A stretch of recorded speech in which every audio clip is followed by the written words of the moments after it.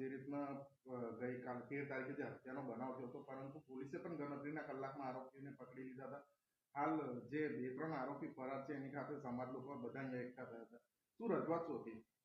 મકરપુરામાં 13 તારીખે મોડી રાત્રે એક બનાવ બન્યો હતો, જેમાં એક વ્યક્તિનું મૃત્યુ થયું હતું. તો તેમાં જે મર્ડરનો ગુનો દાખલ કરવામાં આવ્યો છે, તેમાં લોકલ પોલીસ સ્ટેશન, એલસીબી અને ડીસીબી ક્રાઇમ બ્રાન્ચના માણસો રાત્રે લાગી પડ્યા હતા અને તાત્કાલિક ગણતરીના કલાકોમાં મોડી રાત્રે આરોપી પકડી લેવાયા હતા. જેમાં 4થી 5 આરોપી પકડવામાં આવ્યા હતા અને પૂછપરછ જેટલા પણ વિડીયોગ્રાફી ફૂટેજ આપણી પાસે અવેલેબલ હતા તેના આધાર પર અને આજુબાજુના જે રહેવાસીઓ છે તેમના નિવેદનના આધાર પર 3 વ્યક્તિઓની ધરપકડ કરવામાં આવી અને તેમના વિરુદ્ધમાં મર્ડરનો ગુનો દાખલ કરવામાં આવ્યો છે.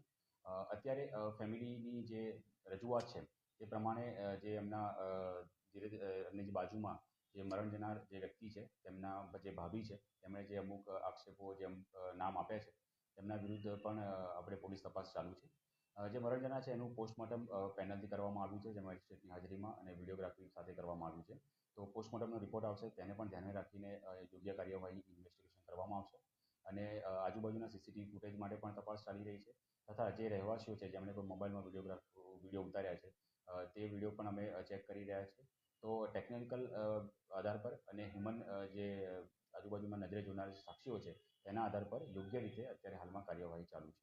સર, જે રીતના પેલા મંજુલાબેન છે એમના કહેવા પ્રમાણે હજી કે પેલો મેન આરોપી છે મુનાફ પટેલ છે, એના જે 2 છોકરા છે એ વિશે શું છે? જે ફરિયાદ દાખલ કરવામાં આવી છે તે તેમના દ્વારા આપવામાં આવેલી ફરિયાદ જ છે. ફરિયાદમાં જે અમને નામ આપ્યા હતા તે જ ફરિયાદમાં નામ રાખીને ગુનો દાખલ કરવામાં આવ્યો છે. અત્યારે જે નામ આપી રહ્યા છે તેને પણ અત્યારે પોલીસ પકડવા માટે કોશિશ ચાલુ છે અને જે પણ પુરાવા આપણી પાસે આવશે તે પુરાવાના આધાર પર યોગ્ય આરોપીઓની ધરપકડ કરીને યોગ્ય કાર્યવાહી જરૂરથી કરવામાં આવશે. જી, એક પીડિત પરિવારની માંગ હતી કે આ લોકો માટે એક મકરપુરાનો દાખલો બે રીતના પરગોડો કાઢવાની પણ વાત કરવામાં આવી.